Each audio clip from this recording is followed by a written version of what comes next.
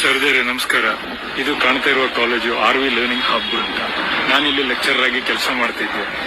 ಕಾರಣ ಏನು, ಇದು ವಿಡಿಯೋ ಮಾಡೋಕ್ಕೆ ಮುಖ್ಯ ಕಾರಣ ಏನಂತ ಹೇಳಿದ್ರೆ, ಈ ಕಾಲೇಜಿನಲ್ಲಿ ನಾನು ಬಂದು ಪಾಠ ಮಾಡ್ತಾ ಇರುವಾಗ, ಮೊನ್ನೆ ಗುರುವಾರ ದಿನ ಪಾಠ ಮಾಡುವಾಗ ಒಂದು ಮಗು ನನ್ನಲ್ಲಿ ಕನ್ನಡದಲ್ಲಿ ಪ್ರಶ್ನೆ ಕೇಳಿತು.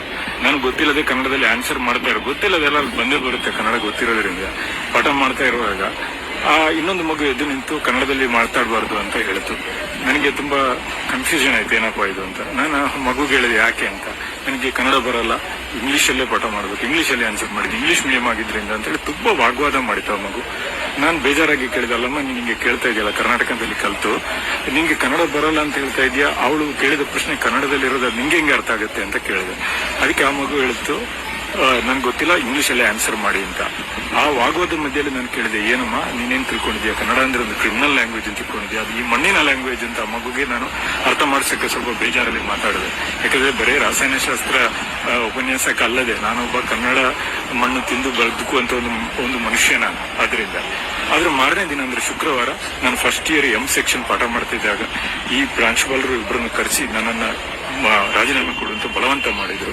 ಎಷ್ಟೊಂದು ಬಲವಂತ ಕೇಳಿದ್ರೆ, RV ಇನ್ನೊಂದು ಬ್ರಾಂಚ್ ಅಲ್ಲಿ ನನ್ನ ಮಗು PUC ಸೆಕೆಂಡ್ ಇಯರ್ ಆಗಿದ್ರಿಂದ ನನ್ನ ಮಗನ ಸರ್ಟಿಫಿಕೇಟ್ ಇದೆಲ್ಲ ಇವರು ಕೊಡಲ್ಲ ಅಂತೇಳಿ ಭಯಪಡಿಸಿದ ಕಾರಣ, ಒಬ್ಬ ತಂದೆ ಆಗಿದ್ರಿಂದ ನಾನು ಮೊದಲು ಸೈನ್ ಹಾಕಿ ಬಂದೆ.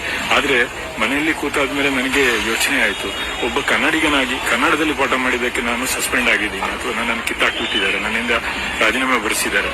ಈ ಸಂದರ್ಭದಲ್ಲಿ ನಾನು ಕೇಳೋದು ಇಷ್ಟೇ, ಇಲ್ಲಿ ನಾನು ಸೋತ್ರು ಪರವಾಗಿಲ್ಲ, ನನ್ನ ಮಗಳಿಗೆ ಸರ್ಟಿಫಿಕೇಟ್ ಕೊಡದಿದ್ರು ಪರವಾಗಿಲ್ಲ, ಆದ್ರೆ ಕನ್ನಡದಿಂದಾಗಿ ನಾನು ಕನ್ನಡ ಭಾಷೆ ಮಾತಾಡಿದ್ರಿಂದ ಒಂದು ಕೆಲಸ ಹೋಯ್ತು ಅನ್ನೋ ನೋವು ನನಗೆ ನಿದ್ರೆ ಮಾಡಕ್ಕೂ ಬಿಡ್ತಾ ಇಲ್ಲ. ಆದ್ರಿಂದ ಈ ಟೈಮಲ್ಲಿ ನಾನು ಈ ವಿಡಿಯೋ ಮಾಡಿ ಆಗ್ತಾ ಇದ್ದೀನಿ. ಯಾರಾದ್ರೂ ಇದ್ರೆ ಈ ಕಾಲೇಜ್ ಒಳಗಡೆ ನನ್ನೇನು ಬಿಡಲ್ಲ. ಬಟ್ ಈ ರೀತಿ ಇನ್ನೊಬ್ಬ ಕನ್ನಡಿಗನಿಗೆ ಈ ರೀತಿ ಆಗ್ಬಾರ್ದು. ಕನ್ನಡ ನಾಡಲ್ಲಿ ಕನ್ನಡ ಮಾತಾಡಕ್ಕೆ ಭಯಪಡುವಂತಹ ಒಂದು ಸ್ಥಿತಿ ಆಗೋಗಿದೆ ಇದು. ಇದಕ್ಕೆ ನನ್ನ ಹತ್ರ ವಿಡಿಯೋಗಳು ಅಥವಾ ಸಾಕ್ಷಿಗಳು, ಈ ಕಾಲೇಜ್ನಲ್ಲಿರುವ CCTV ಕ್ಯಾಮೆರಾಗಳನ್ನು ನೀವು ಪರಿಶೋಧನೆ ಮಾಡಿದ್ರೆ ನಿಮಗೆ ನಿಜ ಅರ್ಥ ಆಗುತ್ತೆ.